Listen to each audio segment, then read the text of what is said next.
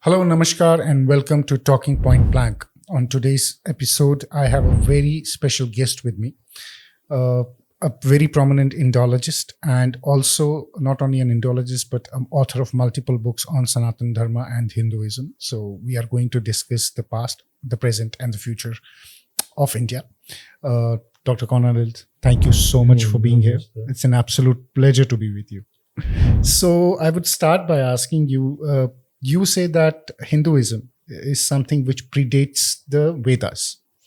Now, is it that you basically see Hinduism a part where it also, if Karen Armstrong has written a book about history of God, where she talks about different ways of worshipping or different ways of reaching out to the creator before the organized religion came in. Do you think that Hinduism is something which was born out of that, or is it the whole part of it is Hinduism, whether it is in Greece, whether it was in Rome, whether it was in India or any other part of the country, world? Well, Hinduism is simply the subcontinental section of natural world religion, of paganism, so to speak. And it gradually developed its own specific, typically Indian forms. But so theologically speaking, the ancient Greek religion or the Aztec religion or the Chinese religion and Hinduism are all the same, even though the details differ, because they don't believe in the one true God, so they're going to hell. That's it. And so, whether you worship murtis or fire or so, none of this is going to help you. You're going to hell. And so already the people 10,000 years ago were going to hell, and now, you have the same thing. Mm-hmm. As for me, I'm not going to hell because I've been baptized. And even though I don't believe anymore, the Catholic viewpoint is that once baptized, always baptized. And so before God, you can't unbaptize. See, there are ex-Catholics in the West who want to go through the procedure of getting themselves scrapped from the baptism register. So the bishops agree to do that if they insist, but they say theologically it makes no difference. For God, you've been baptized. And so the reward of being baptized is that you go to heaven. So even though I tell God, no, I don't want to go to heaven, I still have to go. But is there a heaven and hell? So let's keep talking now, because after either of us is gone, we are very, very separate. True. But do you think that there is heaven and hell? Do you believe that? Not really. I don't know. About that, I'm agnostic. There are good scientific indications for an afterlife, which may then result in being reborn, or something else may be the case. So that's probable. I mean, it's not that I'm going to be very surprised if after death I find that I'm still alive, or at least that I'm still conscious. But, that I don't know very, very decidedly. I guess none of us has an answer to that. It's all to our own experience at the end of the day. But I would like to come to one of your books called Negations. And you talk about how, the negation has been normalized in India and how it progresses. So what do you see from the historical point of view, and, how do you see the whole thing, let's say maybe 100 of years or 200 years behind, and playing out now? That stuff I worked on a lot in the 90s, triggered mainly by the Ayodhya controversy, where you saw this negationism in full colors. And I mean, that's that party. The eminent historians aren't that arrogant anymore. But so there you had a full denial of the whole, unpleasant history of Islamic and partly also Christian persecution of Indian religionists. So yeah, I mean that's a real problem. It became acute under Nehru, and I mean he set out the lines also with his education minister Maulana Azad, and then his daughter Indira put this really into practice, especially with her personal right hand man. P.N. Haksar and what's his name, the Bengali education minister. Anyway, so this is her policy, and that was sold to the people as a thing that was necessary for keeping communal harmony.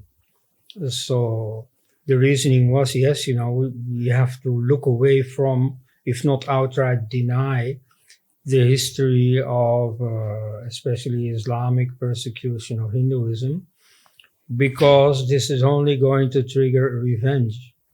Mm-hmm. And so, when the administration, those parts responsible for writing the textbooks and so on, learned of this, you see, some people protested. They said, yeah, but history is just history.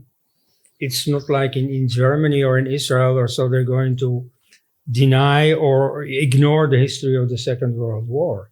It just happens.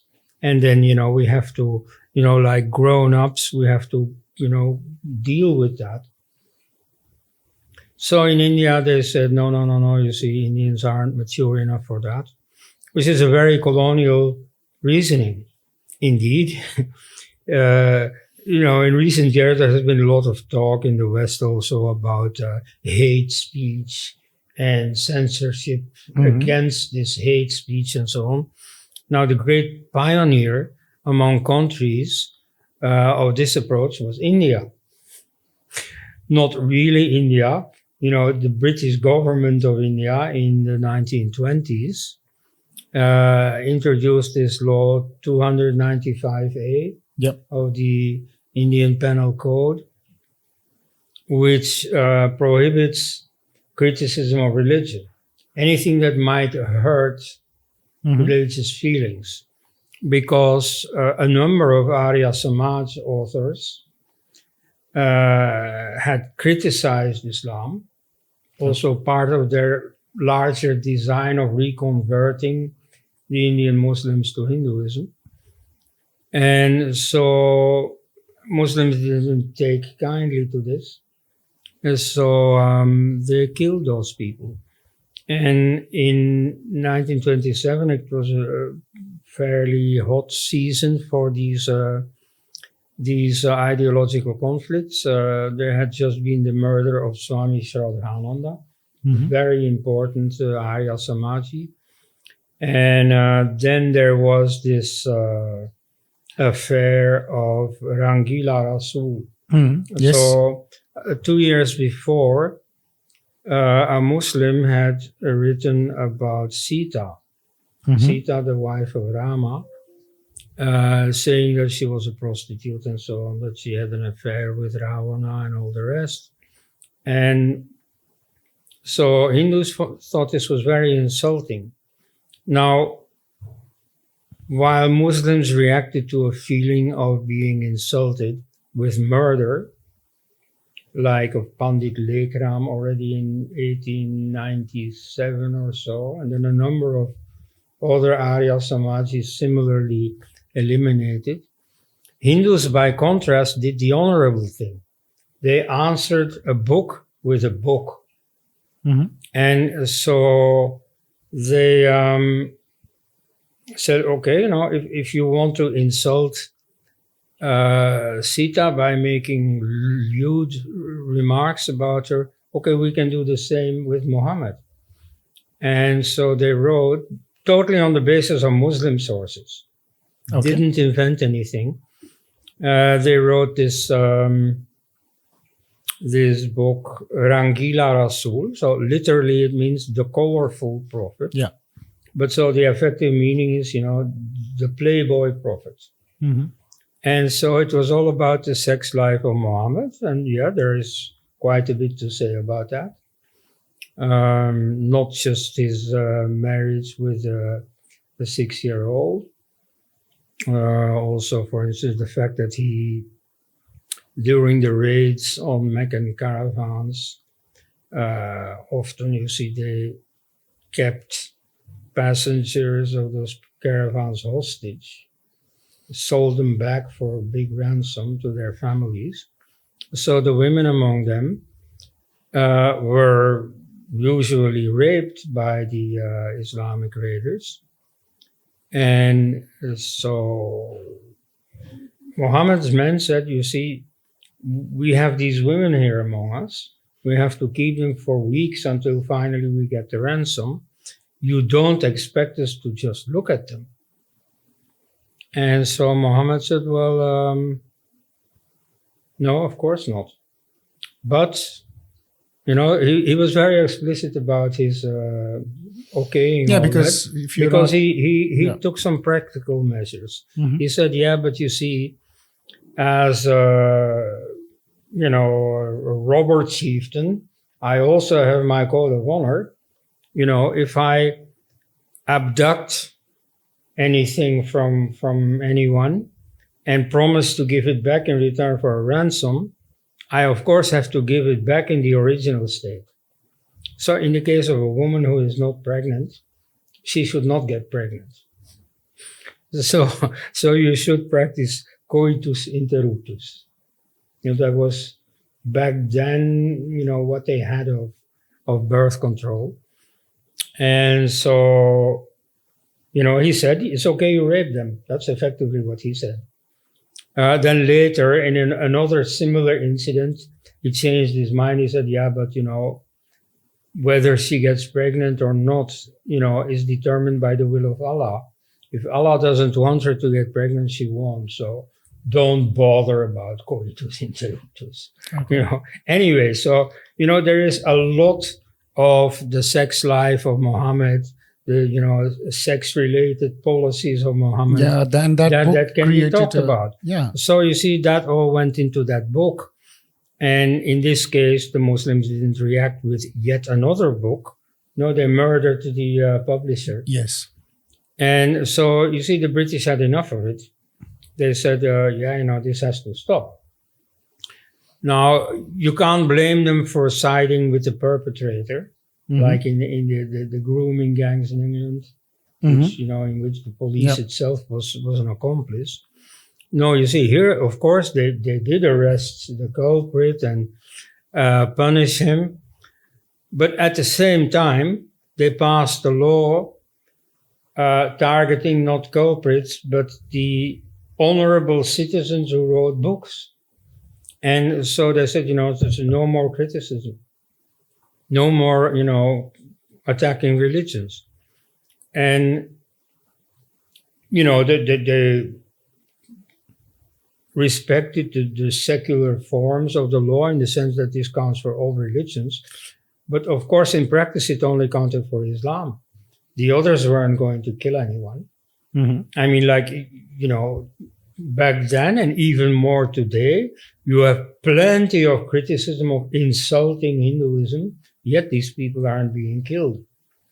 And so to shield Islam, they introduced a general ban on religious criticism. And so the colonial aspect of it is that such laws did not exist in England. I mean, in England, you had, the Anglican Church against the religious dissenters, the Puritans or whoever, Protestants against Catholics. There was an upcoming trend of free thinkers, of atheists, and so on. And they all discussed and so on. This was part of life. Now the British said, well, yeah, but we can't do that in India because Indians are way too emotional. They can't handle this. And so they will react in a very unbalanced way. And yes, murders are going to happen. So it is for the Indians' own good that we prohibit them from discussing religion. Now, you see that very patronizing attitude is the same attitude that exists in post-colonial India. Mhm. And so you see, when Indira Gandhi started whitewashing the textbooks, throwing all the difficult events about Islam out, not of Hinduism. I mean, you could criticize caste system and so on all you wanted. Indeed, you see that's part of policy. But anything problematic with Islam that was taken out. And so some civil servants said, "Yeah, but this you can't do this. I mean, history is history." Uh, and so the justification was, "Yeah, but we this is far more important. You see, keeping the peace today, even at the price of some compromises in historiography. This is so important. We have to do this." And so this whole policy of prohibiting so-called hate speech, in that India is absolutely a pioneer. Indian wokeism, and so it had its roots in the colonial situation, and now it's still continuing under different circumstances. Yeah, so the Ayodhya affair was a bit of a flashpoint where people tried to deny that there was a religious iconoclasm policy in Islam that was responsible ultimately for all these temple destructions. In this case, it so happened that that case was completely demolished and that the courts were easily convinced by all the evidence. You see, documentary evidence, on which I've also worked a bit. But then, you see, for many people, all these documents are too difficult, too complicated. That's not going to convince people. But then, you see, they ordered these excavations. And that's tangible. You see, of that you can publish a photograph on the front page of your newspaper.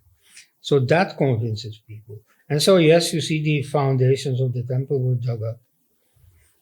And so then the negationists have become a bit more quiet, though not entirely, right? But so in that respect, I'd say there is progress. And so now the truth in general, Hinduism in this case, is greatly being helped by the new media, like that in which we are, functioning right now. All these, podcasts reach many, many more people than the books that I, witnessed or also wrote in the 90s. That reached maybe a few thousand people at best. And now you see, you just, turn on the TV and, there you can watch it all. Because mode of communication has changed. Yes, and so that has an influence. I don't know if it will have enough influence, but at least you can see that the intellectual atmosphere has clearly changed. But, when you say that they wanted them to convert back into Hinduism, Yes. how do you, as RSS chief Mohan Bhagwat also says, that culturally we are all Hindus, whether, whoever lives in India, whether he's a Muslim, whether he's a Hindu, whether he is a Sikh, we all are culturally Hindus. So when we say converting back into Hinduism, what exactly do we mean by that? Do we mean by religious conversion? Do we mean by cultural conversion? What exactly are we talking about the conversion here? Right. Well, now, first of all, I have a lot of positive experiences with ordinary RSS people. I mean, I've, enjoyed a lot of hospitality and so on. And usually they're honestly dedicated, very active, not necessarily very original in thought or so. They are not taught that in their organization at all, on the contrary.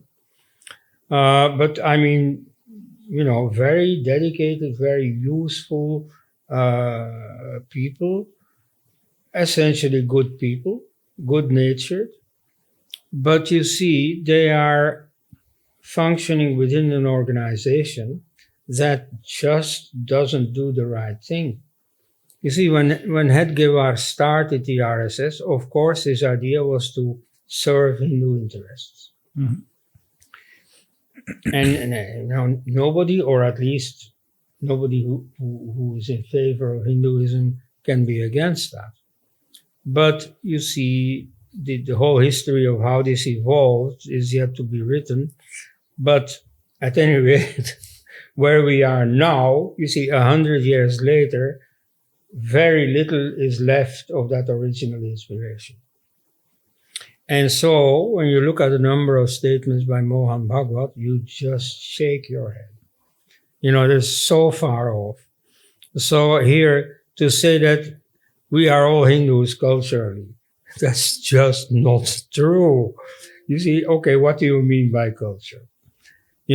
Take a few innocent things, like music. You see, Muslims have a different music tradition. And yes, there is a certain give and take in that, but still, you can rather easily recognize the one from the other. Now, that's okay. I mean, in Belgium, I know people who are into reggae or into Chinese classical music or whatever. It doesn't have to be conventional and ordinary and so on. So I have nothing against there being different, even very different traditions in music. Take, for instance, dress. Of course, you can see from a mile distance whether someone is a Muslim or a Hindu. So, that's not the same. It's simply not true to say, oh, culturally we are the same. Anyway, it's also not important. Okay. You see, I mean, it's, but when I was a kid, for example, a number of young men grew their hair long. At the time, that was a statement in the generation conflict and all that. And so, you see, some people were really worked up about this and indignant and so on. I thought, well, and today nobody makes a fuss about this. And so in that sense, I mean, yeah, let there be difference. But why does Pahalgam or any other terrorism happen? Why was there a partition and so on? Apparently, we are not that similar. A number of people find the difference big enough to give political consequences to it. So, you see, Mohan Bhagwat right now is simply not being realistic, is simply not looking the facts into the eye. Like he says that we all have the same DNA. Well, first of all, I don't think that's very important. There are people who have very little to do with Indian DNA who have become Hindus, like, say, David Frawley, for example. And then there are many Indians who have unbecome Hindus and who have become very anti-Hindu, like the upcoming mayor of New York, for example. So, the DNA is simply not important. Whether it is true, and this was not your question, but I'll quickly say it because I get the question a lot. Well, generally, yes, in the sense that most Indian Muslims are descendants of Hindus. There have been, of course, foreign invaders, and some elite Muslim families also cultivate that memory of, my great-great-grandfather was an Arab invader, and then they call themselves Sharif or Quraishi or some Arab name, or Khan. The most common Muslim name is a Turco-Mongol name. It comes from the Timurids, the Mughals. So you see, in the purely paternal line, probably there is a foreign ancestor. But you see, that foreign ancestor came in India and he did it with an Indian woman, whether rape or slavery or actual marriage. Anyway, the child that resulted was already half Indian. and the next generation was 3/4 Indian, and so on. So, for all practical purposes, yes, they have the same DNA. Why not? But that doesn't help. But then, the biggest argument with Hinduism versus the organized religion is that Hinduism is not something which is out to convert people. It's not that, so when the same argument is made, then how do you make a differentiator between the two? No, you see, Hinduism has, of course, converted people, but it has not sent missionaries to convert people. You see, when let's say the Scythians invaded India in the first millennium BCE, they took over the language. In this case, it was not so difficult because Persian and Indo-Aryan are very closely related. But anyway, they dropped their language in 2-3 generations, maybe, became Hindi or Punjabi speaking. They integrated into the social system, like the Jats, for example. The word Jat comes from what is in Greek and Latin, the Getai. Okay. There's one particular Iranian tribe who, under Queen Tomiris, actually killed the founder of the Persian Empire, Cyrus the Great. And so a number of them came to India, and by pure normal phonetic evolution, this Getai became Jat. Okay. And so they are now just part of Hindu society. If historians hadn't figured out their itinerary long ago, nobody would know that they are of foreign origin. And then, moreover, they are of foreign origin. In the paternal line, there is a substantial, foreign contribution, but they're also very mixed. And so those people became Hindus without anyone telling them. They simply integrated. You see it, so this is reconstructed, but there is a case where you have all the documentation is of the Indo-Greeks. So after Alexander, in the northwest, you had a Greek kingdom. And so you see some of them becoming Vaishnavas, like this Heliodorus of the pillar. Some of them become Buddhists, like Menander, or in the Buddhist text Milinda, or the Milinda Panya, discusses a lot of Buddhist philosophy. And it is also said that the Buddha statue is a creation of the Indo-Greeks, because they adapted the statue of Apollo to the case of the Buddha. So, they contributed to, Hindu civilization. And the Kushanas, also adapted and so on. Even the Muslims, I must say, you see, they kept their religious separateness, but in all other respects, they also integrated, especially language. You see, you don't have some lobby fighting for the Turkic language. True. No Persian or Greek, has totally disappeared and so on. So, that assimilation is a perfectly normal thing. It is the refusal to assimilate that is special. And so in religious matters, that is, very obvious, very clear. The Syrian Christians came to Kerala, not in the 1st century under St. Thomas, that is a legend. But at least they came, and they were given all facilities. They were given asylum, and the Hindus didn't ask them any questions. They didn't say, what is it that you're doing in these churches? What is in this Bible book? Come on, tell us. Because you see, for Hindus, it was established custom that there were many different sampradayas and, different bookish traditions and so on. So, if Christians wanted to do their thing, well, okay, no questions asked. So, that difference is part of Hinduism. But so, the natural process of assimilation is also part of Hinduism. And so for many people, for all those who do not have a specific doctrine of non-assimilation, that assimilation just happened. And so in that sense, you see, Hindus do convert, but in a far more relaxed manner than Christianity or Islam do.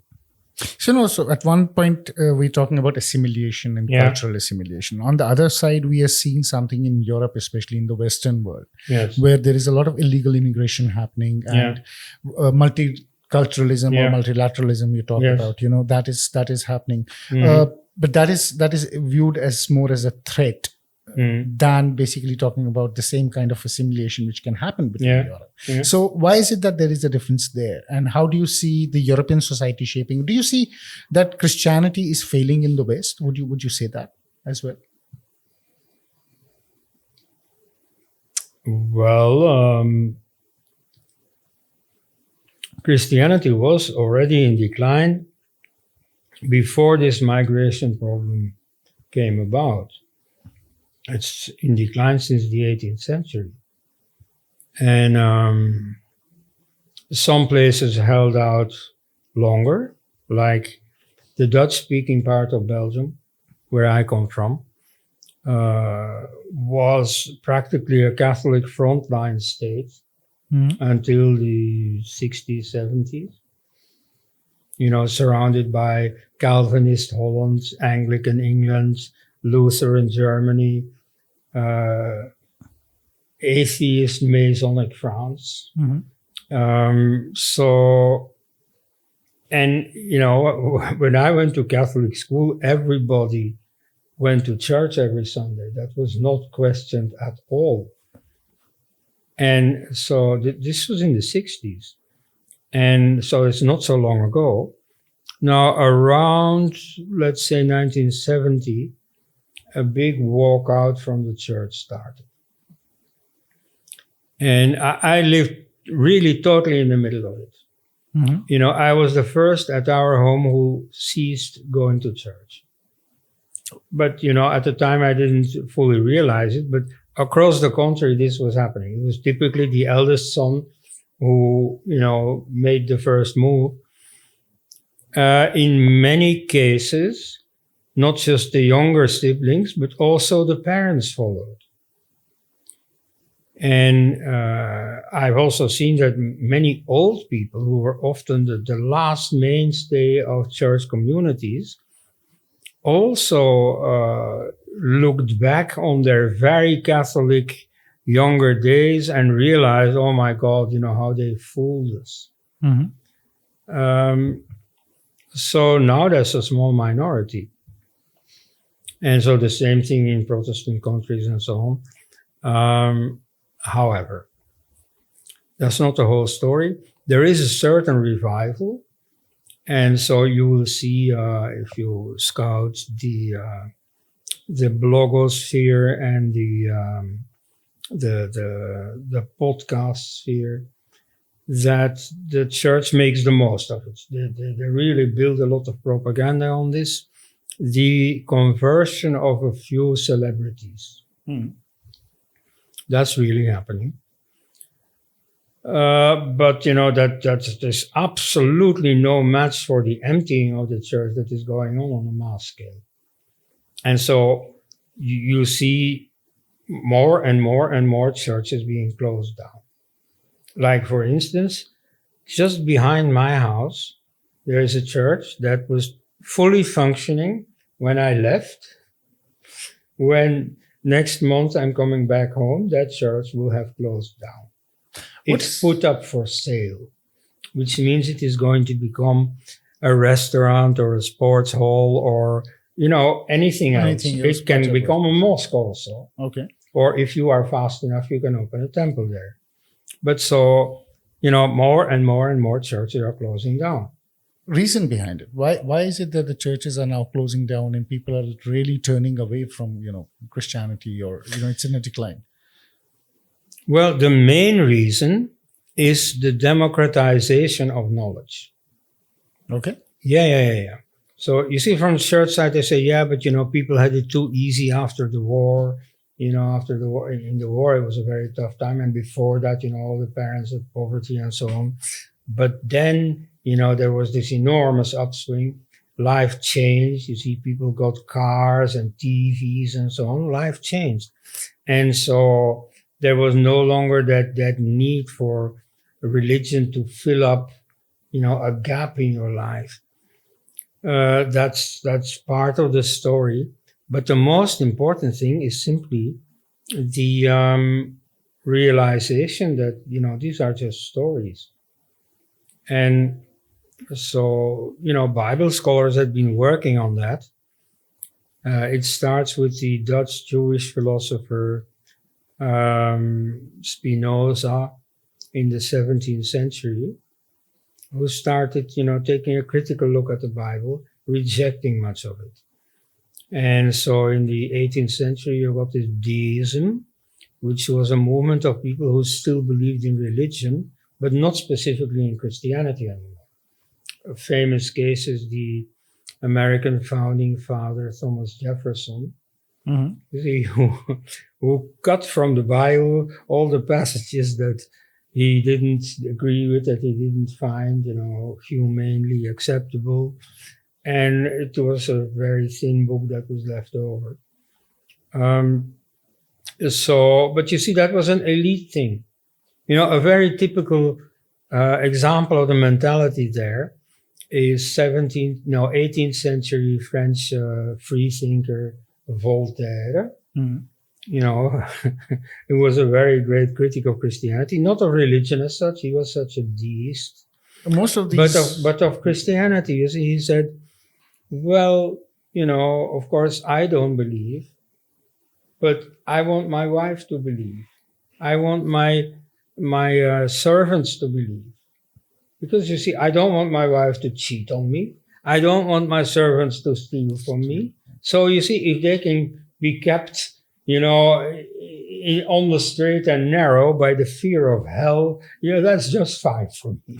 But I don't believe, right? So that was, in the beginning, this ex-Christianity was an elite movement. And so the modern age with TV and so on made all the available information also available for the common man. And so more and more people started realizing, oh, well, it's not that serious. In the case of Catholicism, what also played was the changeover from Latin to the vernacular. Okay. You see, people of my father's generation, he was a very committed Catholic. They were still proud that the church was really Catholic. That means universal. The Greek word meaning universal. And so, you see, they said whether it is in, Rio de Janeiro or in Manila in the Philippines or in Antwerp, Belgium, you can go into a church and attend the exact same Mass. You see, they were reading the same part from the Gospel, on a specific Sunday in each of these places. It's uniformity. And they read it in Latin. If you know the Mass in Latin, you can follow it anywhere in the world. Now, that was given up by the Church in the Second Vatican Council, 1965. And they didn't realize what they were doing. Because, you see, when people knew what they were, saying, reciting in church, they were much less impressed. When it was Latin, it was something magical and so on. When it was the, vernacular, they started wondering, do I dare to say this in front of my neighbors? Am I not making a fool of myself? And so, this democratization of religious skepticism, that is the main reason why people gave up the faith. Now, as for the counter movement, what explains that is the realization that, by throwing away the Christian doctrines, we have thrown away something else too. Namely the fundamental role of religion as a social unifier bringing people together, often physically, like in church. The whole tradition of music and painting and so on that goes with it, and and especially the ethical aspect of it. So, for many people, these things go together. The faith and the ethics, and so all that you had left was the power of the law. You have to make people afraid of the law, and that will keep them on the straight and narrow. Well, you see, the church had a better alternative. That you have to admit. And so whether it is Christianity or another religion, you see most of them have some basic morality that is quite acceptable. In fact, sometime soon there is in Frankfurt, Germany, a Hindu conference, a European Hindu conference. I've invited to speak there, and so I'll discuss with other people the prospect of Dharma in Europe. You see, there are many good things in Dharma, and it is very open-ended theologically. It does not impose a specific religion, the way you find in Christianity or in Judaism, especially the Ten Commandments. Yeah. You see, the Ten Commandments contain a basic morality. Thou shalt not kill. But you see, for that, God didn't have to reveal anything on stone tablets on the mountain of Sinai to Moses. Those things were very well known. All societies have this basic morality. I mean, you can't maintain a society if everybody thinks that anything goes. But so, what the Ten Commandments do, they embed a new theology, namely monotheism and aniconism. So, you should have no other gods except Yahweh, and you should make no graven images, neither of all the false gods, nor even of the true God. Which is very close to the Islam. That yes, is what exactly. Yeah, that's says. What Islam has taken over. Yeah. And so there, this new theology is being embedded in the old morality to give it more respectability. And so in the case of Dharma, that's not there. You have all kinds of convictions within the large Hindu umbrella, but the morality is in common. Mm-hmm. And so that's a good thing, and that is what I think in some form or other Europe at the moment needs. So I'm all for Dharma. I'm all for, filling up what Salman Rushdie has called the God-shaped hole. And so I think, Hinduism can contribute to that. Now, mind you, I do not mean that specific Indian forms have to be taken over, Indian dress or whatever. You should look case by case. Is this something for export or not? But, that general approach, this non-dogmatic religiosity, that is the way forward. Yes. So how do you see the illegal immigrations which are happening from other parts of? Yeah, that's what we were talking about. Okay. Now, the immigration is in fact good news for the church, because many people who come in are a lot more Christian than the natives. Like when my daughters were in school, they were taught Catholic religion by a Congolese priest. Mm-hmm. And so you see many converts were made in the Congo by their colonial overlords, the Belgians. And so now you see they're coming to, evangelize us. Not that they have very much success in that regard, but still, they are a presence. After the fall of the Berlin Wall, many people have migrated from Poland, a very strongly Catholic country. And even in England, for example, mm-hmm. At a point that even though Poles were well behaved, the British were still fed up with them because they found, too many foreigners. But so you see there too, they constitute a strong Catholic presence. But of course, you see these Christians are rather welcome, which Muslims are not. And so, I describe the situation in Europe right now as, you see, people are really fed up with Islam. And you won't learn that from the newspapers.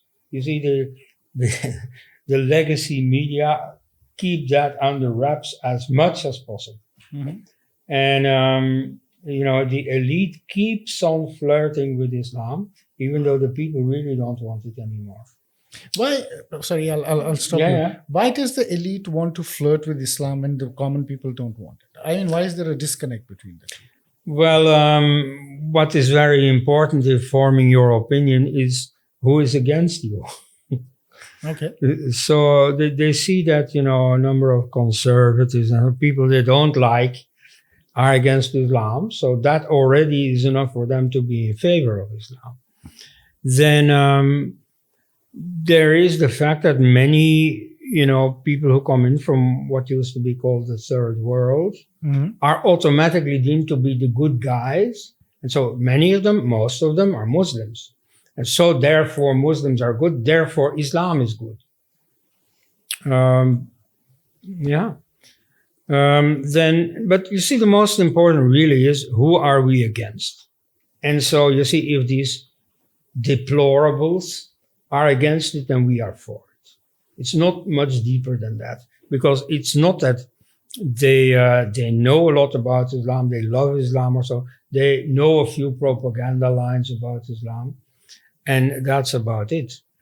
But those propaganda lines are, of course, defended on a war footing. Mm-hmm. Like you can't say anything critical about Muslim Spain in the 8th, 9th, 10th century.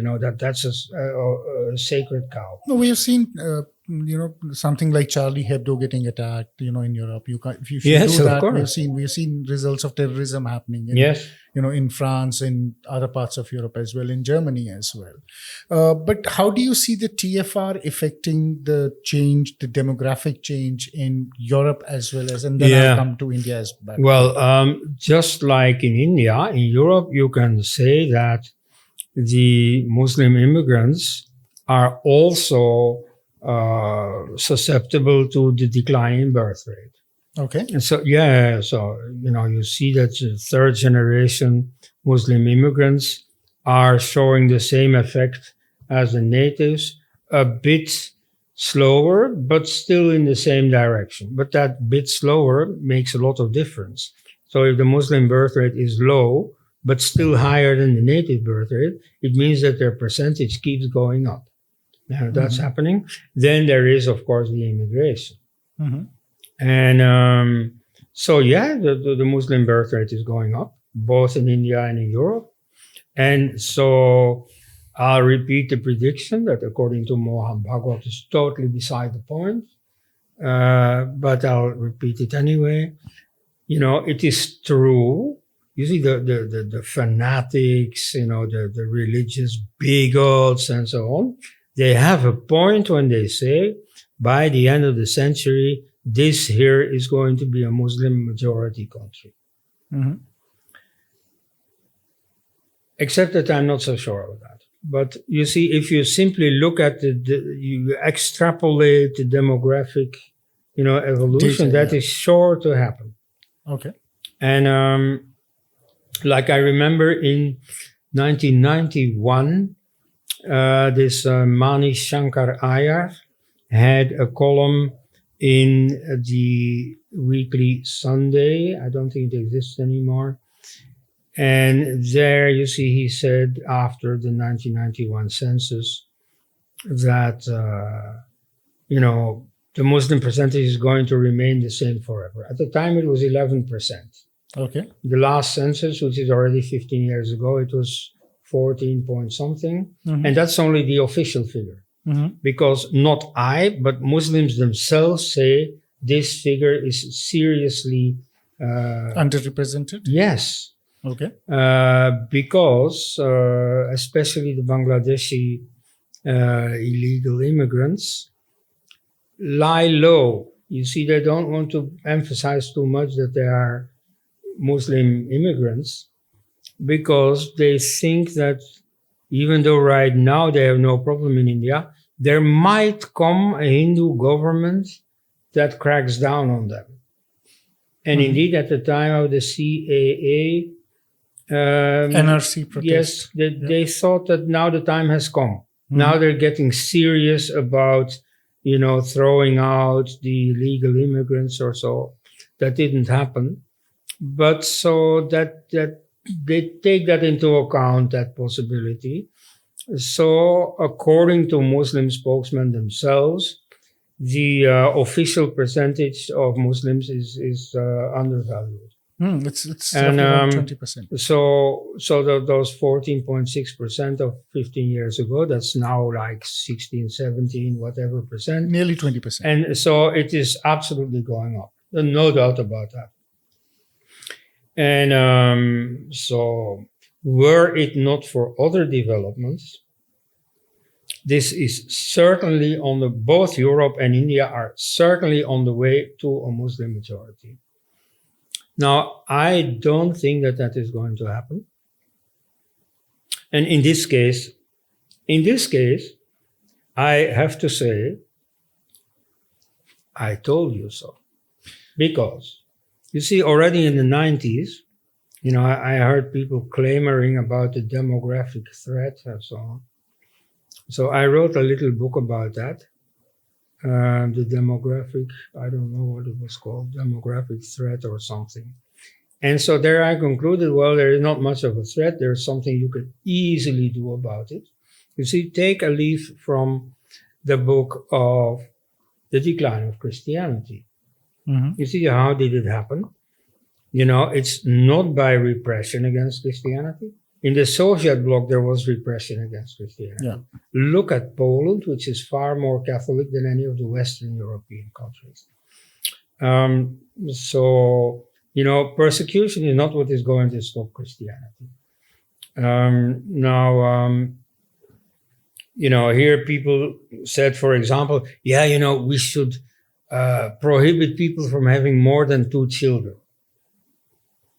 There are many practical problems with this. How are you going to implement it? How are you going to implement this, for example, in the case of polygamous marriage? Is it 2 children per woman? Or is it, Just 2 children per father through 4 wives? Or what? To name one of the many practical problems. But you see, the thing is that this actually satisfies the United Nations definition of genocide. You see, genocide is not just killing people, also hampering their procreation. That's part of genocide. So are Hindus capable of pursuing that policy when on the world stage everybody is accusing them of committing genocide? Now, if I know anything about the Hindus, I am very sure that they are not capable of that. So please stop, clamoring about that. Get up from your couch, get up from your social media and look at reality. Now, there is an aspect of reality that they all, are ignorant of or something that they ignore. It is that people have convictions. And namely, your religion is something that you believe in, that you are sure about. And in the case of Christianity, this changed almost overnight. When you look at it, as a historical perspective across centuries, the de-Christianization of Europe happened in a matter of decades. And the reason was not because of laws preventing procreation or, anti-conversion laws or whatever. There's nothing of that. It is the spread of knowledge. Now, that can happen in Islam too. And indeed, it is happening right now. And this, again, is where the podcast comes in. You see, Sitaram Goel at the time wrote a very critical foreword to his book, The Calcutta Quran Petition, in which he argues that Muhammad had a certain trance experience, which he believed was the revelation from God or something, but it was just some psychopathological phenomenon, which is well documented. Genghis Khan, for example, which is a name that Muslims abhor, even though they themselves are usually called Khan, because he killed a lot of Muslims. Yes. And so he also had these trance states of mind where he rolled on the floor and he was foaming at the mouth and so on. And then he was saying things, and his secretary wrote that all down. And then he followed up to the letter what, he himself had said. Mm-hmm. And so his attacks on Russia, on China, on Persia, and so on, they were dictated. And all these campaigns were successful. He always won. So you could read that as divine approval. And so if anyone had written down or had put together, all these utterances, this could have been sold as a sacred book, as a kind of Quran. And so the Quran is essentially the same thing. Mm-hmm. That's what Goal said. And so at the time, nobody listened. But you see, even though Hindus don't listen, the young generation of Muslims is listening. Mm-hmm. So that, none of them has read Sitaram Goal. They don't read books. But now you see, they are all watching YouTube. And now there are more and more ex-Muslims. And they also accelerate that movement because they themselves tell their story. And they are far more credible for a Muslim audience than any outsider could possibly be. So now the case against Islam is made by ex-Muslims, especially. And so this case against Islam is not just moralistic about, they destroyed temples and they killed people and so on. Yeah, that's true. But you see, that's not what impresses people. Like in Uzbekistan, you have a statue of Timur, and all the boulevards and institutes and so on are named after him. And in Mongolia, you have Genghis Khan all over the place. And Mahatma Gandhi at the time said about Hitler, you see, German people won't venerate him very much. Now, that they don't, but that's because he lost. If he had won, and judging by the attitude of other nations elsewhere with winners, like Stalin, it would have been entirely quite popular. So you see, these, if violence ends in victory, people can live with it. So it's not the moral case against Islam. Look what they have done. You see, that's not going to convince many Muslims. But it's simply the fact that it's untenable. It's not true. You see, when you look at the history of the genesis of Islam, according to Islamic sources, things don't add up. You may have heard, but I'll repeat it because many people haven't heard, that a number of basic facts about Islam have been researched and have been found wanting, including a number of innocent facts, but that throw a totally different light on the reliability of these traditions. Like, for example, the city of Mecca.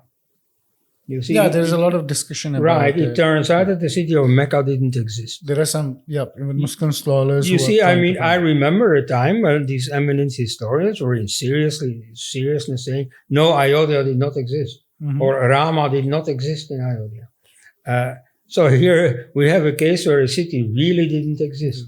Mecca didn't exist. It's in the middle of the desert, in a place out of the way even of the caravan routes.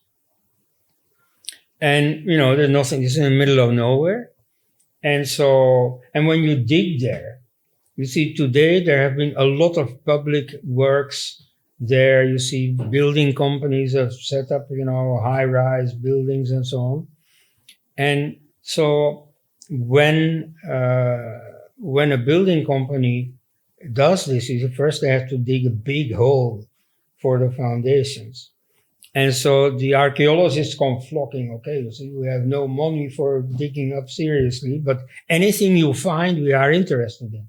So you see, they do keep track of what exactly, turns up, and there's nothing there. So is it fair to say, and this is my last question, that the religion is failing the world?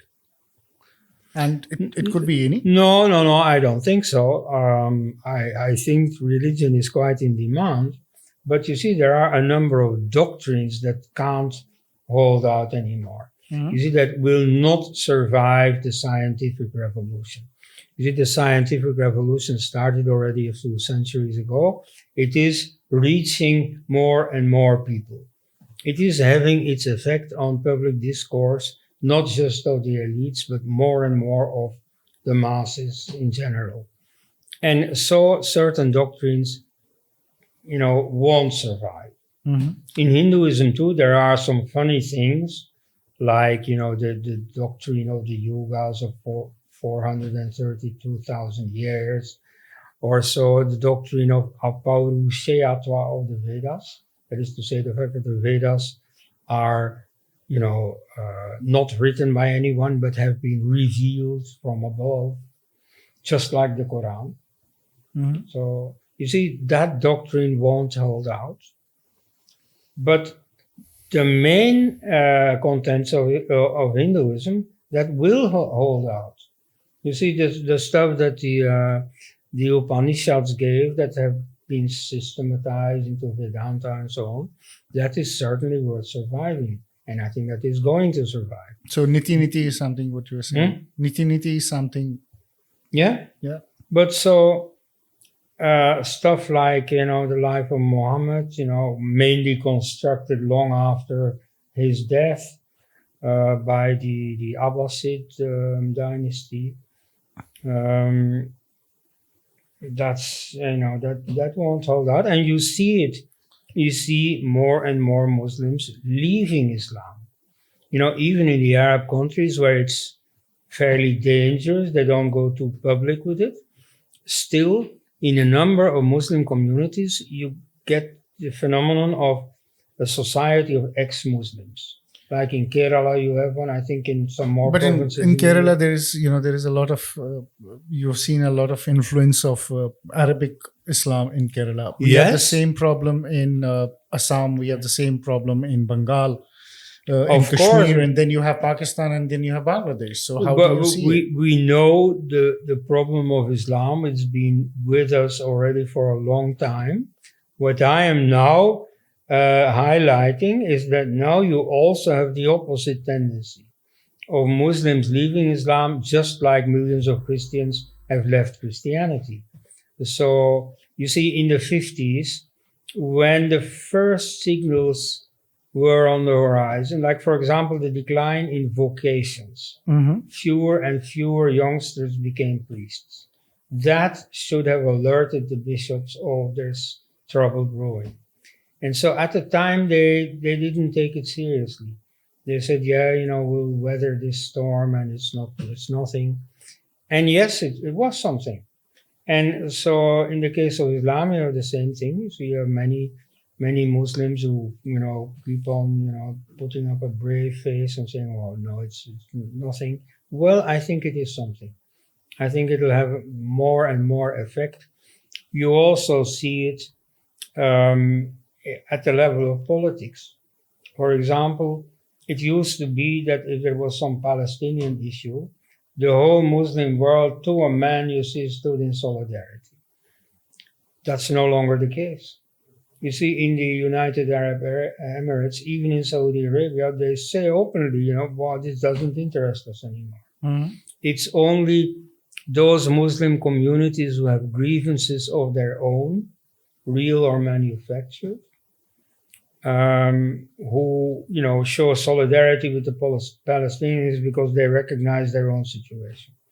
But you see, Muslims who are well-to-do, they don't care anymore. I mentioned Saudi Arabia. You see, look at the policies of this Mohammed bin Salman. Like right now, you see, they have effectively, passively, but full of conviction, stood with Israel against Iran. Yes. You have these Abraham Accords between Arab countries and Israel. Things are really changing. I mean, I can't look into the skull of this Mohammed bin Salman, but, I see that, his policies are all in the direction of relaxing the Islamic pressure. Something like allowing women to drive cars is a step away from the orthodoxy, a small step, a symbolic step, something to appease the American press, oh yeah, look, feminists, can take heart. And so it might be something like the Catholic bishops in the 50s who thought, oh yeah, it doesn't mean anything. And yet, you see, they were opening the floodgates and look. And so I have the impression that he is effectively dismantling Islam. At any rate, that is what his policies would lead to. In his case, I count with the possibility that it is deliberate. Do you mean the Orthodox Islam, the Yes. radical Islam? Well, you see, if people want to go to a mosque, that's fine. If people want to go to a church, similarly, that's fine. What they say there, that is, of course, still rather important. But so the fact of religion is not what troubles him. Nevertheless, even there, he is aware more and more of the scholarly critique of Islam, not just of what Muslim rulers have done through this, what Mahmud Ghaznavi has done or Aurangzeb has done. Yeah, we know that pretty much. No, you see, the fundamentals of Islam. Mm-hmm. And so there, you have a very serious critique of Islamic doctrine. And so it is there that, and again, you see, don't believe me, look at the podcasts of all these ex-Muslims, who are more and more taking up all these issues. You see both the bad conscience of Islam, of Aurangzeb and Mahmud Ghaznavi and so on, Tipu Sultan, but also the theological untenability of it, the historical untenability of it. And so that ultimately, I think, is pulling the rug from under the feet of Islam. Now, there is one more question that you asked in the beginning that I haven't really answered, is about the beginning of Hinduism. So I'll finish with answering that one. So the word Hinduism obviously didn't exist yet. That word was introduced in the 8th century by the Arabs. And originally it was a Persian word, which is the Persian pronunciation of Sindhu. Mm-hmm. So it was a purely geographical term. It meant the people from on or beyond the Indus River. So it meant India. And the word was taken over in Chinese, in Arabic, Al-Hind, in Greek, in Latin, and so on. So this became India. And so when that word was introduced in India, it changed its meaning, or at least it got a dimension that it hadn't had before. It still meant Indian, but with the footnote, an Indian who is not a Muslim. Okay. So you see, from the birth of the word Hindu, it had, in India at least, it had a communal meaning. Mm-hmm. So people like Mohan Bhagwat who said, oh no, it doesn't matter, we're all the same. No. And so the introducers of the word knew very well that Hindus and Muslims are not the same. And and this also counted for converts. You see, a native Hindu, so to speak, a native Indian who changes his religion, ceases to be a Hindu. He becomes a Muslim. And then later in the British period, when you had the strong influence of Christianity, you see Hindus as well as British, census officers and so on, trying to define Hinduism in doctrinal terms. Okay. So, to be a Christian, you have to believe in eternal sin, in Jesus' resurrection, and so on. Yeah. And so, similarly, to be a Hindu, people like Tilak, for example, they try to cast that in a few criteria Symbols that together to form identify. the definition. Yeah.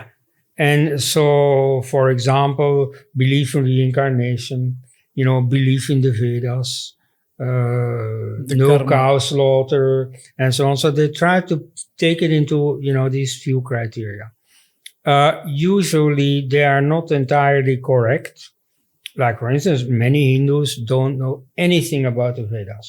Mhm. They know vaguely that these Brahmins there around their fire are muttering some things. And That is where the Astic and Nastic concept comes into Hinduism. well, Nastic not even. You see, many Astikas, many people who believe in the Vedas, nevertheless, don't give any place to the Vedas in their lives. Yeah, that's what I'm saying. That's where the Nastic, Yeah. the original concept of Nastic comes in. The people who are Right. still Hindus but don't believe Yeah. in the Vedas.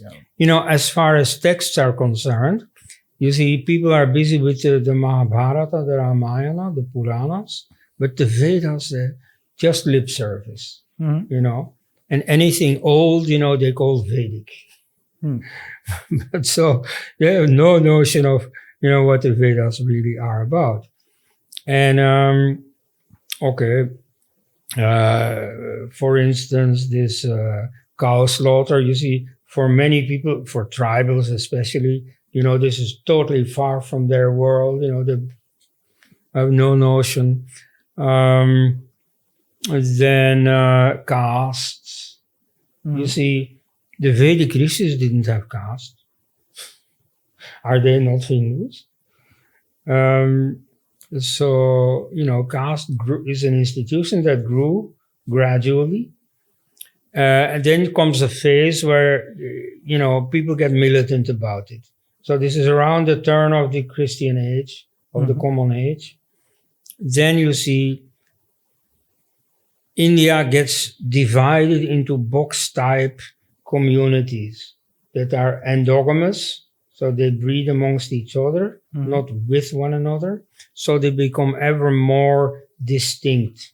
And modern genetics can also clearly discern that. So modern genetics clearly says, you see, the caste system wasn't there before the end of the first millennium BCE. And yet, you see, you find all kinds of back projections, trying to uniformize Hindu history into what it became in the Middle Ages. Like, for example, in the Mahabharata, Draupadi does not want Karna as a marriage candidate because she thinks, not knowing that he's actually the brother of the man she will ultimately accept, namely Arjuna, that you see, she thinks that Karna is of low birth, that his, father is a craftsman or something, and so, she doesn't want to consider him.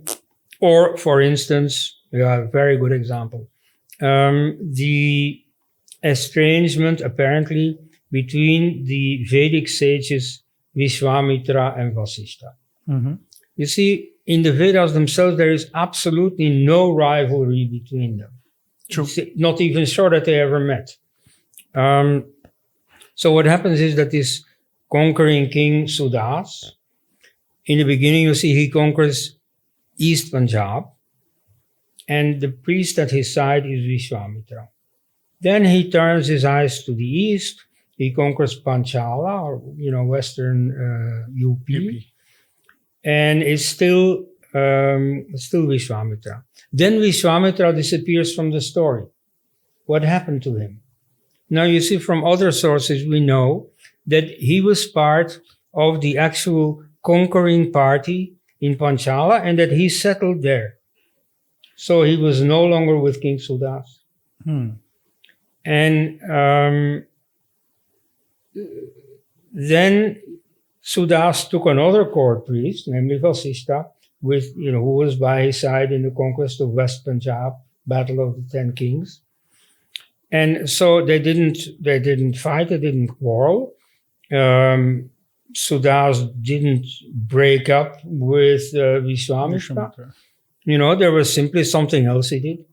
Just like you see in the modern world, you have journalists who at some point use their name recognition as an easy path to politics. And they quit journalism and they become politicians. That's essentially what Vishwamitra did. So there was no fight between those two sages. Then in the Mahabharata, the supposed rivalry between these two sages is used for a story, which is essentially an adaptation of a very old Indo-European story, which you also find in the other branches of Indo-European, like Irish and so on, which is the theme of cattle theft. It's a very common Indo-European theme. Also in the Rig Veda, you have some cases of it. And so here you have Vishwamitra stealing the wish cow of Vasishta. And then, there's a whole story about this. So it's not at all the Vedic theme. So they start, using Vedic themes to produce their own, imagination.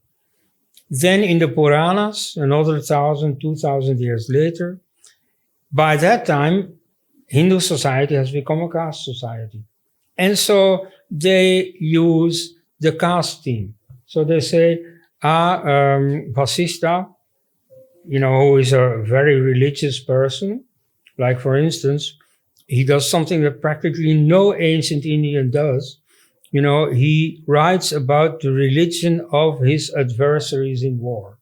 So the war is not about the difference in religion. Nevertheless, he notes that, they have different, theological convictions than we do. And so he says, they are Anindra, they don't worship Indra. Yeah. They are Adeva, they don't worship the Devas. They are Ayajna, they don't have a fire sacrifice. Even though they venerate the fire, they don't throw things into it, which is all, Zoroastrianism. Yes. And he had an eye for religious stuff. And by contrast, Vishwamitra, he takes part in conquest, not just as an advisor by the side of Sudas. He takes part in the conquest of Panchala and settles there, becomes, a colonizer. And so it's fair in caste terms to say, Vasishta was a Brahmin and Vishwamitra was a Kshatriya. That's not exactly literally what they would call themselves, but it's reasonable to project that. And so you see the caste theme becoming prominent gradually through history. And that's one of the ways in which Hinduism has changed. Okay, so not everything that later on we associate with Hinduism has always existed. Nevertheless, why do I say it is Vedic and even pre-Vedic? Now, you can apply the Muslim definition of Hindu.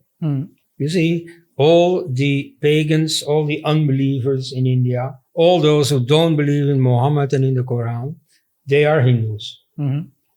And so in the Muslim definition, this includes Buddhists or clean-shaven Brahmins, as they say. Sikhs. Sikhs didn't exist yet, but they are also automatically included. The Arya Samaj, the Ramakrishna mission, all those who say, no, we are not Hindus, the Lingayats and so on, they're all included. The tribals and so on, they're all Hindus. And I'm not saying it, it's Muhammad bin Qasim. So it's basically the categorization of the, Now, you see, applying that definition, all the Vedic rishis are, of course, also included, even though they didn't even know the word Hindu. And even before the Vedas. You see, it's very clear, those who say, everything starts with the Vedas, they haven't read the Vedas. You see, in hymn 1 verse, no, not verse 1, but at any rate in hymn 1 of book 1 of the Rig Veda, which purposely the editor Veda Vyasa put in front. Already there is talk of the rishis of today and of the past.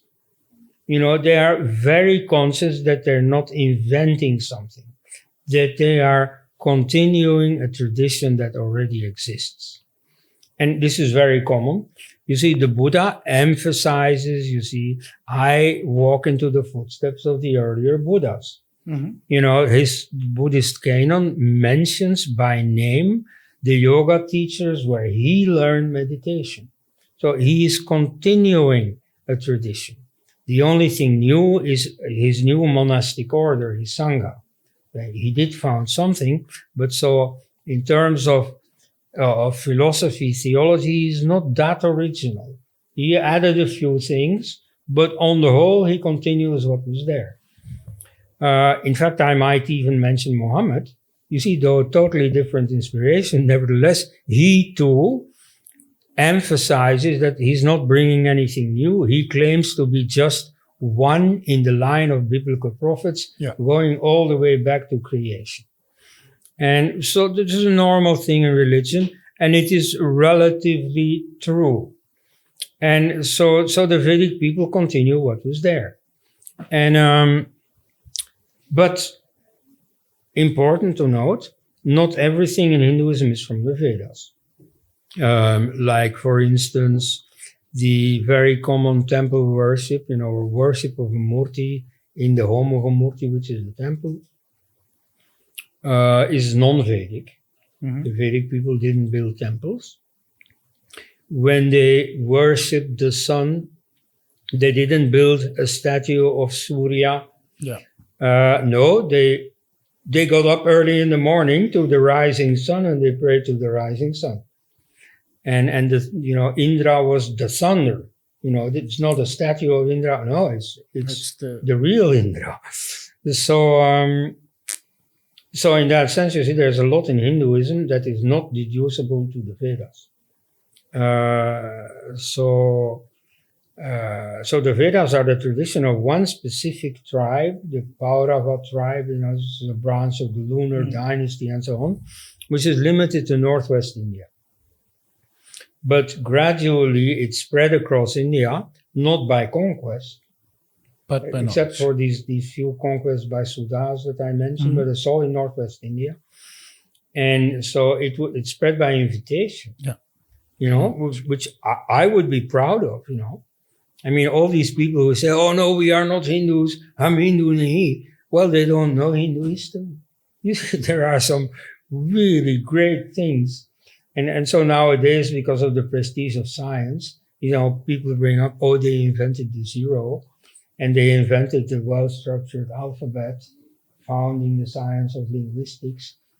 So all these people who absolutely don't want to be Hindu, or go with the bad reputation that Hinduism in the meantime has acquired, the rats who are leaving the sinking ship of Hinduism, if they inform themselves a bit better about the real early history of Hinduism, they will be proud of their history.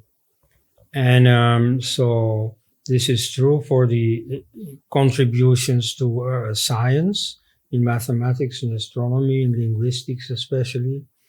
Some parts of technology, if you see in the Harappan culture, like for instance the waterworks in cities that Rome is famous for. India already had like 3,000 years earlier. And so those things, but also morally, the contents of the ideological contents of early Hindu writings are something to be proud of. Like now the study of the Manu Smriti in Delhi University has been stopped or has been prohibited, has been banned, because I don't want to have anything to do with the Manu Smriti. Now, I thought that in university education, the idea was to acquire knowledge also of things you don't like. So you see, you be against the Manusmriti all you want, at least you should know it. And so you will then know that there's a lot more in there than caste. And but if you don't know, then you can keep on demonizing, you keep on burning the Manusmriti, which is what they do. But so there is also a lot more than the Manusmriti, which was a product of, again, around the turn of the Common Age. But you see, if you go back far into the past, you see in the Rig Veda a lot of things to be proud of. Like, for example, at the end of the last hymns of the Rig Veda are about we all gather around the fire. Yeah. We live in harmony. We think along the same lines and so on. A beautiful, kumbaya message. That Hindus can take heart from, and maybe that's the solution for India. Like, as we speak, the last few weeks, there have been these quarrels in South India about, language issues, about Tamil, about Kannada, about Marathi, that, I think are rather deplorable. These are things that grown-ups can easily, intelligently resolve. But so, this harmony model is very, very ingrained in the Vedic vision. Like, I'll give a last example about that. And let's face a real controversial issue, the Purusha Sukta. You see, many people think that is the beginning of the caste system. Now, first of all, there is not really any caste in there. You see, it says that there are 4 layers in a complex society, which is like obvious. That's everywhere. And so there's nothing specifically Indian or specifically casteist about it. And indeed, part of my message is that this is not typically Indian at all. You do see, for example, in Roman history, in 490 BCE, you have a class conflict where the common people, don't want to be discriminated against. And so a member of the ruling class, Menenius Agrippa, goes to negotiate with the agitators. And so he uses like exactly the same image as the Purusha Sukta does. You see, he says, yeah, but we are all together like a human body. And so what are we going to do if the stomach cells say, no, I want to be a brain cell? If the muscle cells are going to say, no, I want to be, a blood cell, and so on, it is simply necessary that we all work together. And so if one part of the body suffers, the whole body suffers. True. We are all in this together. And so that's essentially what the Purusha Sukta also says. You see, we are one body, we are all members of one body. And so then, and this image by Menenius Agrippa was later taken over by a Roman citizen by name of Saint Paul.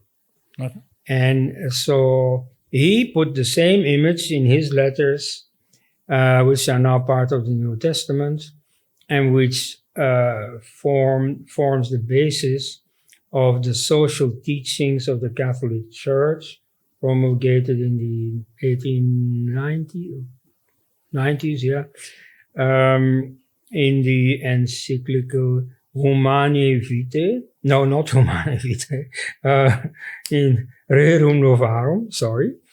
So that's about the new things. That's what it means. And so it's an attempt by the Catholics to deal with the new evolutions of industrialization and so on. And so there the Pope upholds the harmony model against the then upcoming socialist model of class struggle. Mm-hmm. And so he uses that same image. We are all members of the same body. This doctrine is called corporatism, from corpus, which From means the body. doctor. And I mention it here because I know that Christians and followers of the Christian message, often demonize the Purusha Sukta, saying, look, this is what, your paganism leads to. Well, you see, the exact same image is used in Christianity for defining their entirely healthy harmony model. So, this is not a bad thing that, the Vedas say this, and it's part of their harmonious vision. So this is a very good thing. Now, I'd go even beyond that, because the Vedas are early, but, there's humanity even before that. Yeah. And so I'd say, the paganism, or indeed Hinduism, existing before the Vedas already had a number of recognizable Hindu elements.